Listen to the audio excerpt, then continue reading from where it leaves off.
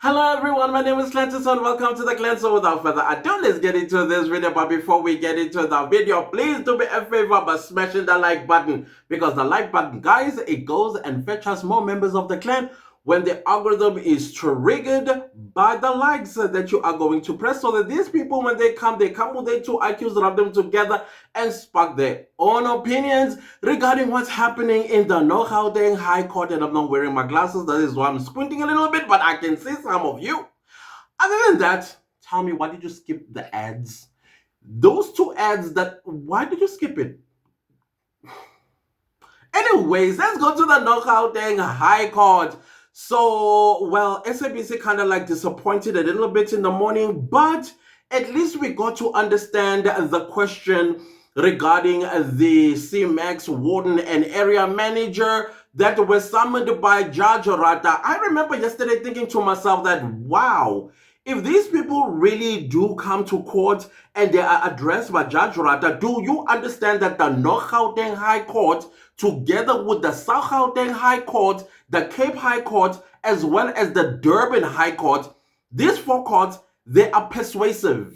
That means they've got persuasive powers, that if a comment is made by a judge, or maybe something is being investigated by a judge in a form of an inquiry, like he was going to do this morning with the CMAX manager as well as the area manager, this could have jeopardized these two people's jobs. That is why I think maybe if it was not Baloyi who did it, I suspect it was Baloyi who did it, approach them and say, listen guys, we need to have this conversation outside of the courtroom, because once you are addressed by the judge, the new government that is coming through is going to know this, and you will be summoned to Parliament, I think the Correctional Service Portfolio Committee, where you are going to be investigated, and possibly more other discrepancies are going to be found against you. And of course, they will be left with nothing but recommend that you get fired. So with that risk that was at hand, that is why I call it settling out of court type of conversation, because when Baloyi reported back to Rada, he said that they are close to a consensus. I was not happy with the word consensus, because prisoners and detainees in this country, they still have constitutional rights. To bathe in the morning, it's section 10 of the Constitution, dignity, right? And when you have a medical issue, that's section 27 of the Constitution. So all these complaints that accused number 3 made is in the Constitution, and therefore there's no such a thing that we need to reach a consensus. There's no negotiation when it comes to the fundamental constitutional rights that South Africans enjoy, as well as the prisoners, which sometimes you will think that some of these rights they will lose. No, they take these rights with them into prison. So I think that is the reason why they had this conversation outside of court, and Judge Rata gave them 15 minutes to conclude this discussion. And in my head, I was like, I don't think these guys are going to come back if indeed they do reach some kind of consensus, because at the end of the day, accused number 3 does belong right now, or for now, to the state, and therefore the state has to speak on behalf of the accused, so that the prosecutor conducts a fair trial to accused number 3. And that part comes with dignity being intact, through bathing and all of the stuff that he complained about. And I think that's where it ended. Now, when they came back, well, there was no audio with the SABC, including ETV, ENCA. I always say ETV. ENCA also didn't, well, in fact, they were not even there at all. So we did not quite hear what Baloyi reported back to the judge, but I suspect that the brief was that, okay, we reached an agreement that they are going to adhere to all these things and take out accused number 3 from solitary confinement, probably put him in with general population. I don't know. And also, he will be able to see the doctor, and also they will provide him with hot water to bath every single day, and whatever else that he cried about or complained about, that this warden as well as area manager will then be able to deliver to accused number 3. Some people were saying that number 3 watched Thabo Bester doing his thing last week Thursday. It's possible. It's possible that probably he didn't know that he can actually speak for his own rights, because think about it, for months already, he probably was not getting these things. And when he saw Thabo Bester speaking for himself, then he thought, oh, maybe I also allowed to speak for myself. It's just that he did not address the court by himself like Thabo Bester did. Of course, he did it through his lawyer, Advocate Mnisi, which was a great thing, by the way. And I'm glad, if anything did transpire out of this conversation, that these guys' jobs got saved. That's what I believe. But they need to pick up their socks, or lift up their socks. What's the say again? And start making sure that the prisoners, their constitutional rights are adhered to. Just because they are prisoners and you don't care about them, that does not mean the Constitution is relaxed on you. You were given this job to uphold the Constitution. I'm sure that is an oath that you swore as an area manager, as well as this CMAX prison manager, that you will uphold the Constitution and make sure that it is implemented accordingly when it comes to the prisoners that you are in charge of.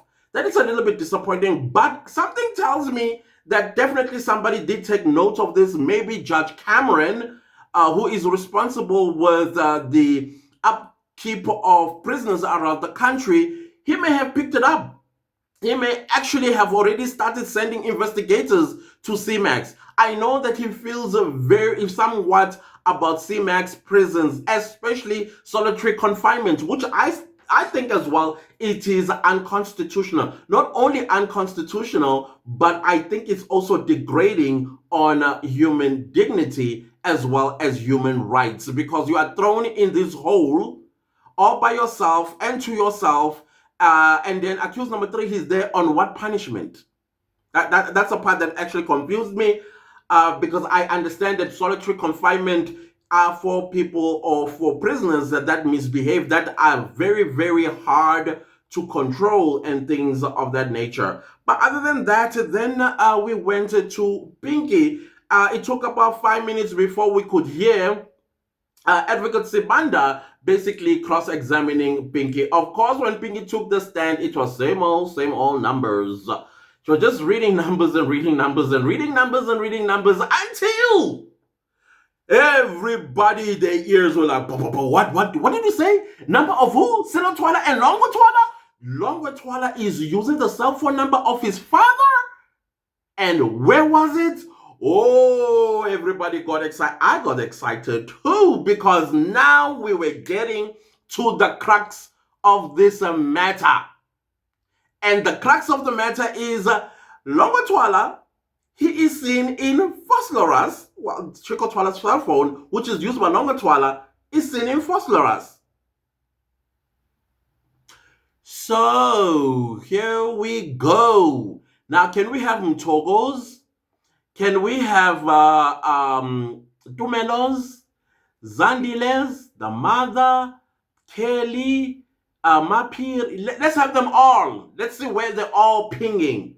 But somehow, with our little excitement, they kind of like veered off to the 16th of, actually the 15th of June, 2020. I'm like, whoa, let's finish off the Longwe Twala and the Silo Chicco Twala cell phone number. What's going on there? What's happening? What's happening? But I thought, okay, maybe they're packing this. Maybe there is an ace up their sleeve regarding now Ntanzi's cell phone, which I don't think there is any, because funny enough, when they were reading the tower pinging of Ntanzi's cell phone, when he was arrested on the 15th, he was at work. On the 16th, the entire day, up until I think 4:30 or something like that, he was at work. We understand that he was arrested around 10 p.m. on the 16th of December 2020. Now tell me why they do exactly what they're supposed to do when they confiscate your cell phone, the police, is to switch it off.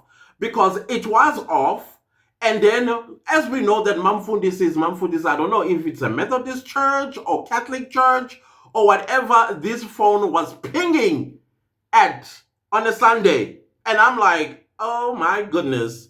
This woman took what his name and Dance's cell phone with her to church. And they had the audacity, in fact, it is Baloyi who had the audacity to lie to the court and mislead the court that Ntanzi always had his cell phone on him. What was he doing at the Methodist church? What was he doing at Methodist church on the 18th when he was already not even a suspect? He was incarcerated, waiting on Monday to Boxburg, what do you call this, Magistrate's Court. That is if he was taken there. I doubt he was. What was Ntanzi doing at church? I'm interested. What was Ntanzi doing at church when he is supposed to be in the cells? So, which of course shows and demonstrates that the state has cooked this case. But then again, you listen to Sibanda, you're like, Sibanda, you came back in the defense side. You're basically feeding and rebutting the state on the evidence that was placed by hosts. I'm like, what's going on? But I like it. I like it. But let's go back to Longwe Twala and Chicco Twala's cell phone numbers. And let's get this picture painted once and for all. So that we get to understand where from the Khumalos did they go to a hospital, to a clinic, so that we can confirm or maybe rebut that he was actually injured by shooting himself allegedly after killing Senzo Meyiwa allegedly and all of that stuff. I'm interested in that because I thought that's the direction that Pinky was going to take, but for some reason we changed gears again and then we were focusing on Bongani Ntanzi. But nonetheless, I am happy thus far of where we are heading to, and clearly, accused number 3, from what I was listening to, he's exonerated. And that Ntanzi's cell phone landed or was pinging in a church on a Sunday when he's supposed to be in jail, that also exonerates him as far as I am concerned. But other than that, they are all exonerated. Remember the DNA? Remember the dreads and the tooth and whatever else that were said that the intruders had? And thus far, nothing is on the table that proves beyond a reasonable doubt that the witnesses indeed saw that what they saw. They are all exonerated. Why are we wasting time? Why are we continuing to waste time, Baloyi? I want to know that. Come on, bro. 174. Let's go there and let's cut this bull. Honestly speaking. But other than that, guys, I agreed with Advocate Timnisi just towards the end because numbers can be exhausting. I know even accountants. Have you ever sat down with an accountant and had dinner? Their eyes are almost shrinking down into their bodies. Why? Because they're just reading numbers and numbers and numbers. And I mean, you could tell even with Pinky that she was getting a little bit tired and irritant at the same time. And Nisi was like, hey, let's have mercy. Have humanity, judge, and let us go home. It is 26 minutes past 3. And of course, Sibanda, I'm not quite sure if he wanted to hold on to that remaining 4 minutes or what. But anyways, he says, we shall see each other tomorrow at 10 a.m. So, of course, we are going to see them tomorrow at 10 a.m. Basically, that's what transpired. I know. I am just also, scooping from the surface. I haven't gone down with this Longwe Twala and Chicco Twala cell phone. That's because we're also left in the limbo about it. Maybe I got it wrong. Please do let me know in the comment section that no, Clancis, this is what they further said about the the cell phones.